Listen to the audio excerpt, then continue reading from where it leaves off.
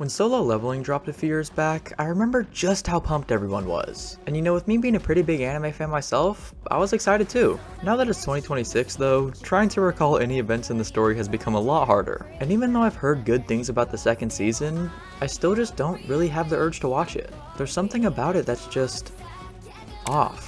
And while I'm sure that there's plenty of people who will end up disagreeing with me, which is fine, everyone's entitled to their own opinion, I believe it's because Solo Leveling fails at balancing one key concept with the rest of its story. It's not the characters, not the environment, not the world building, not the dialogue, no. All of that plays a significant role in the grand scheme of things, sure. But what I want to talk about today is something that every anime fan knows about but doesn't really get discussed all that often. It's a factor that can really take a show to the next level, but when done without proper consideration can lead to some pretty polarizing opinions. If you clicked on this video, I'd assume that you already know what I mean, because today, we're talking about aura. Now before y'all go nuclear in the comments, I want to make it clear, I do like Solo Leveling. I think the animation is obviously really good and I enjoyed the manhwa quite a lot. However, that's kinda it. Jinwoo pisses me off sometimes while most of the other characters are just okay. The story is and respectfully, the power system itself is pretty buns. So if we combine all the things that make Solo Leveling what it is, I think it's fair to say that its standout trait can be summarized as aura. I mean, if you look up anime aura on YouTube, this is the type of shit you see. But if we look at this clip and then say, this one, the visuals themselves are comparable, and yet Attack on Titan is praised for so much more than just aura. Even fights that are less technically impressive can still be better than something like this, because although it might sound counterintuitive, aura resonates best when it's not just about flashy fights and cool moments. As for my own personal definition of this aura, I think it can really be any time a character is doing something cool or a hype fight scene can fall under that umbrella. What I think really separates a good show from a great one though, is how a series can incorporate that aura into a story, but it becomes a lot less compelling the other way around. I want to look at a few specific titles, but first, allow me to introduce you to the God of High School. The show is not about high school by the way, just to make that clear. Anyways, GOH is a 13-episode battle shonen about an all-style martial arts tournament, and for the first few episodes, it's not really much more than that. But damn is it good. The same guy who directed JJK0 and Season 1 was the main director on God of High School, so all the fights in this anime are super well done. Mostly.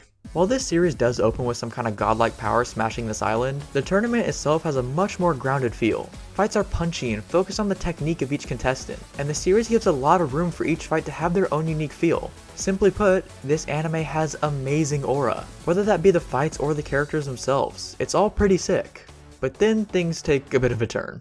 What I haven't told you is that God of High School was originally a webtoon that now sits at over 500 chapters. So when they tried to adapt over 100 chapters into a single 13-episode release, you can probably imagine how that went. It definitely made for a fun viewing experience with how densely packed the action was, but with such a rushed pace, you end up trading emotional investment for visual appeal. When things end up becoming less about dudes just throwing hands and more about the influence of divine powers and religious conflict, as a viewer, I'm just not really as connected to the story. Not that I think the story's bad or anything, there's actually a lot of things I like about it. But when a story isn't given the breathing room that it needs to get an audience hooked, all that aura that makes an anime visually pop isn't working as well as it could. I will say that since the main character Mori had quite a lot of screen time, I was pretty invested in all of his fights. And the final battle is some of the best shit that I've seen in a minute. But everyone else just didn't really have enough time to make me care about them. Good, well-paced story on the other hand actually makes you care about these fights in a way that's more than just, oh damn, this shit looks cool. And what sucks about God of High School is that it doesn't really have a mid-story with good aura. There are shows like that for sure. But honestly, I do believe that God of High School had a good enough story, just not enough time to flesh it out within 13 episodes. When a show is given enough time though, that's when you get fights that actually stick with you. Take for example Attack on Titan. We get so much build-up and so much story constantly. Oftentimes AOT will go many episodes without fights, but that's okay because fights aren't the only good thing about this series. The characters, mystery, world building, storylines, and exploration are all already good enough on their own. This way when we finally do get fight scenes, we actually care about the conflict and its outcomes. And when you sprinkle on really high quality production, you end up with a moment that actually resonates with your audience. On a technical level, all of these fights are incredible. And while they're all different styles for sure, I think that we can admit that these visuals and something like God of High School scenes are both really well done. When viewed in short clips, they both look really badass. But that's about it. As a real viewer watching these scenes though, I bet that 90% of people are gonna feel stronger emotions watching anything from Attack on Titan. Not because one scene is inherently better produced than the other, but there's just so much more going on under the hood here compared to just throwing hands because it looks cool. Levi vs Kenny, for example, works so well because ever since the very beginning, Levi has been hyped up as the strongest soldier that the Scout Regiment has to offer. We've seen him go crazy a couple times before, but nothing truly like this. This is also a turning point where we go from human on Titan battles to human on human battles, and it's this climax of build-up, surprise, and surge in animation quality that makes this fight stick with me even years later. I am an Attack on Titan glazer, so take my words with a grain of salt, but I think that almost every fight in Attack on Titan has this element of build-up, and the few times where the story just kind of drops the audience into these intense moments, there's still elements of deliberate dialogue, camera work, music, and atmosphere that creates this sense of high stakes to pull the viewer in.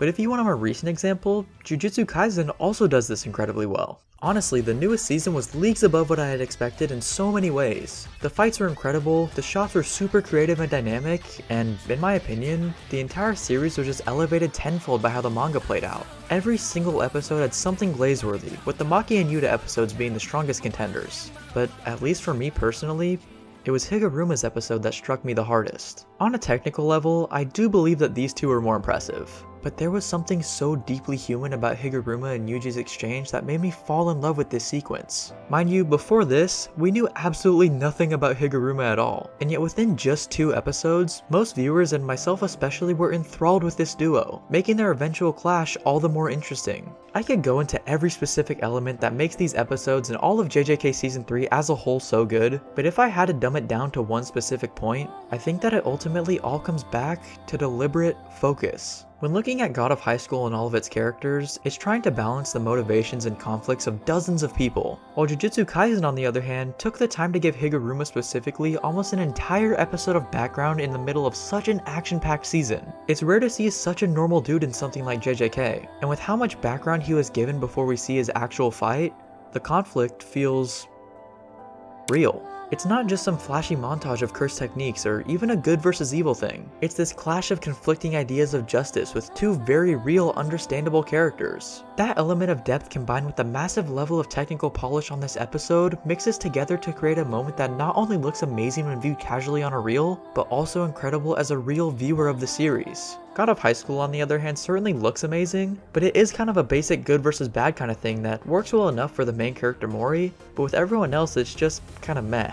The thing is though, even though I can sit here and tell you that God of High School's story was rushed, messy, and jumps between more ideas each episode than some animes do over the course of an entire season, contrary to what I expected going into this video, I still loved it. Matter of fact, I actually enjoyed it much more than an anime I originally planned to use to counter God of High School's flaws, that series being Fog Hill of the 5 Elements. This one's a little more low-key, but if you know Ball, you might know that Fog Hill is a short Chinese dongma about elemental masters and their various battles against demons, with the main character being the aspect of fire, Wenren Yushuan.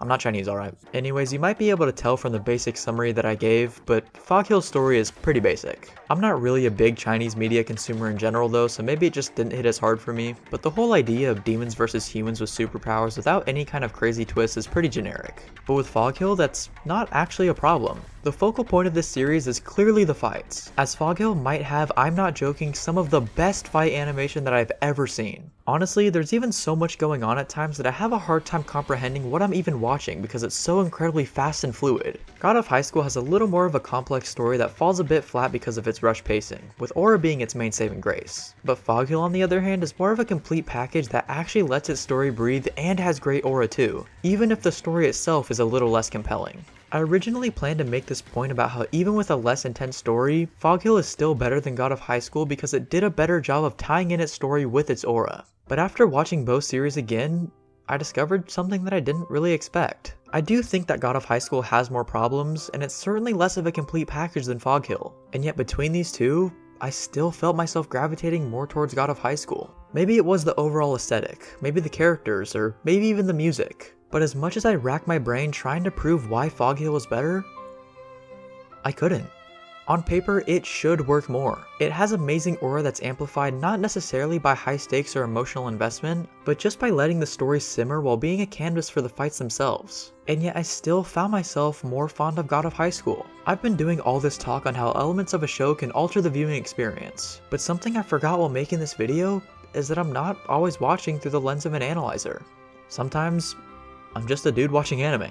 And with how many consistent fights there were and me just kinda liking the aesthetics more in general, I was just pulled into it so much more than I was with Fog Hill. I mentioned back at the start how solo leveling doesn't always work because it's mostly just aura farming with a generic story, but let's not forget, that shit got Anime of the Year. I'm not necessarily interested in going to watch it right now, but I bet that if I had that shit in front of me, I'd be hyped as fuck. Aura, regardless of the invisible factors, is gonna hit if it's produced well enough. And while I believe Fog Hill does a better job of being a more complete package, God of High School is just more fun to watch, regardless of its imperfections. I plan to finish this video by proving the point of how Aura is only supplemental to the viewing experience, and without good story and build-up, it'll always kind of feel empty.